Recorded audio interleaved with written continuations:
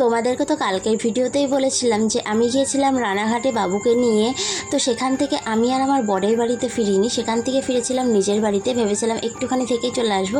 কিন্তু গিয়ে দেখছি যে ওখানে হচ্ছে একটা অনুষ্ঠান হচ্ছে, মানে অনেক বছর আগে একটা হনুমান মারা গিয়েছিল, সেই উপলক্ষে প্রত্যেক বছর কীর্তন দেয়। তো সেই দিনকে কীর্তনটা হচ্ছিল, তাই বৌদি বললো আজকে যেতে হবে না বাড়িতে, আজকে থেকে যা। তো আমি বাড়ির থেকে মানে বরের বাড়িতে আমার বাবুর খাবার দাবার ছিল, সেখান থেকে জিনিসপত্র নিয়ে আর খাবার দাবার নিয়ে আমি আবার আমার বাড়িতে গেলাম।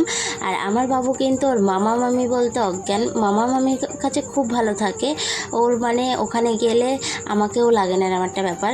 হ্যাঁ, তো ওখানে গিয়েছিল। আর আমি গিয়ে দেখছি যে আমাদের পাড়ারই বাচ্চারা হচ্ছে ক্যারাম বোর্ড পাতি ক্যারাম খেলছে, তাই আমিও একটুখানি ক্যারাম খেলে নিচ্ছিলাম। সেই মনে হচ্ছে যেন ছোটোবেলায় ফিরে গিয়েছি। আর এখানে একটা মহোৎসবের আয়োজন করা হয়েছিল, খিচুড়ি আর আলুর দম।